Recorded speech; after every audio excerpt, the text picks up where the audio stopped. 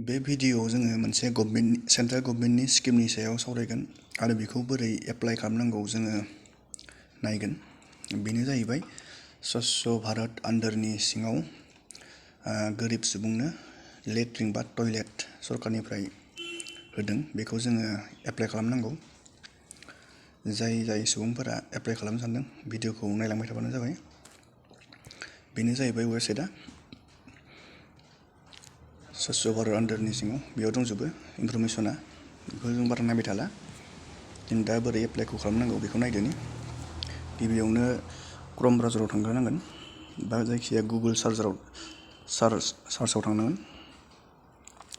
बेयाव स्वच्छ भारत मिसन लिरनांगोन, होमबाना फैखागोन। नै गिबिनियानो बेयाव थुना होनांगोन।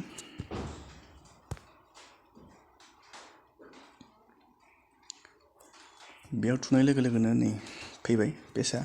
बेखौ जोङो डेस्कटप साइड खालामना लागोन।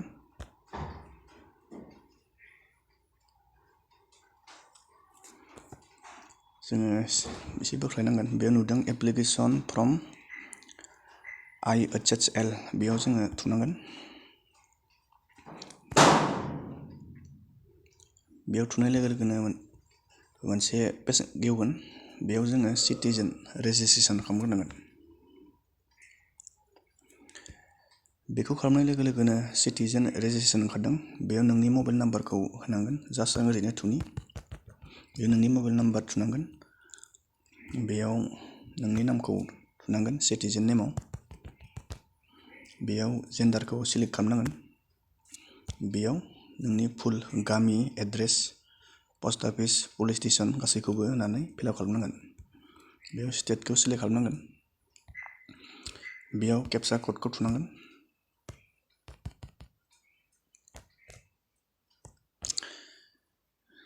जोङो ओमफ्राय साबमिटआव थुना होनांगोन। साबमिट थुनाय लोगो लोगो नोंनि मबाइल नाम्बारा रेजिस्टार जाहैगोन। बेनिफ्राय जोङो लगइन खालामनो नांगोन।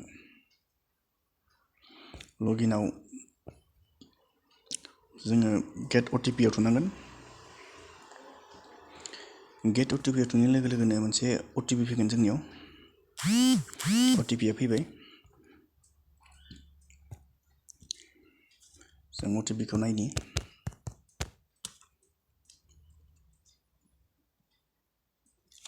OTP खौ जों लिरना लाबाय। जों दा बेयाव फिलआप खालामनांगौ इन्टार OTP आव।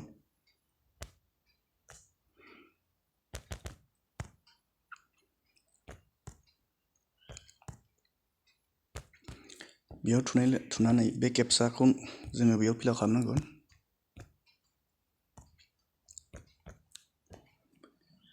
बेनिफ्राय जोङो साइन इन खालामनांगोन। बेयाव फैबाय। बेनिफ्राय जोङो नैबे 3 डटआव थुनांगोन। 3 डटआव थुनाय लोगो लोगोनो बेयाव ओंखारदों निउ एप्लिकेसन, बेयाव थुनांगोन। नै बेयाव लिरना होखादों एलिजिबिलिटि क्राइटेरिया बेनिफिसारि। बेयाव अनलि BPL SC ST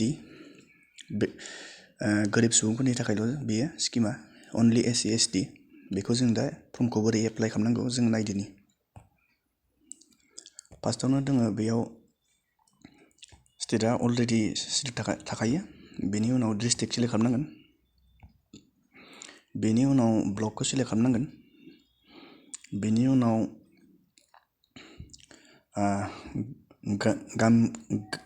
गाव पन्सायत बेखौ जों सिलेक्ट खालामनो गोनांगोन बेयाव। बेनि उनाव भिलेजखौ सिलेक्ट खालामनो गोनांगोन, गावनो अट'मेटिक फैगोन। बेयाव गामिनि सिलेक्ट खालामनांगोन। सिलेक्सन बि टयलेट अनार्स पार्टिकुलार, बेयाव आधार कार्डनि नामखौ होनांगोन। आधार कार्डनि नामखौ होखांनानै बेयाव आधार कार्डनि नाम्बारखौ थुनांगोन। बेयाव टिक मारिनानै बेयाव भेरिफाइ खालामनांगोन। बेयाव फादार हासबेन्ड नेम होनांगोन। बेनि सिलेक्ट खालामनांगोन बेयाव मेल फिमेल। बेयाव APL BPL कार्ड मोननै थागोन। नोंनि कार्डआ मा बेखौ थुनांगोन जायखिजाया। बेयाव साब केटेगरि थागोन ST SC, बेयाव फैखागोन। बेयाव कार्ड नाम्बारासो श' जाखागोन। बेयाव मबाइल नाम्बार थुनांगोन। नोंनि मबाइल नाम्बारखौ होनांगोन बेयाव। बिनि उनाव बेयाव इमेल ID होनांगोन। बेनि उनाव बेयाव एड्रेसखौ फिलआप खालामनांगोन नोंनि एड्रेसखौ बेनि उनाव बेयाव IFSC थुनांगोन IFSC क'डखौ थुनांगोन बेनि उनाव बेंकआव गावनो अट'मेटिक श' जाखागोन बेनि लास्ट पजिशनाव बेयाव एकाउन्ट नाम्बारखौ होनांगोन बेयाव आरो बेयाव खेबसे होबावनांगोन बे बेंकनि पासबुकखौ आपल'ड खालामनांगोन होमबा गासैबो प्रसेसा जोबजोबनायनि उनाव लास्टआव एप्लाइ खालामनाय होनाय लोगो लोगोनो नोंनि एप्लाइ जागोन बेनिफ्राय बेखौ जोङो स्टेटासखौ नायबाय थानो हागोन एसेनोसै भिडिअ'खौ मोजां मोनोबा लाइक खालामदो साबस्क्राइब खालामदो थेंक इउ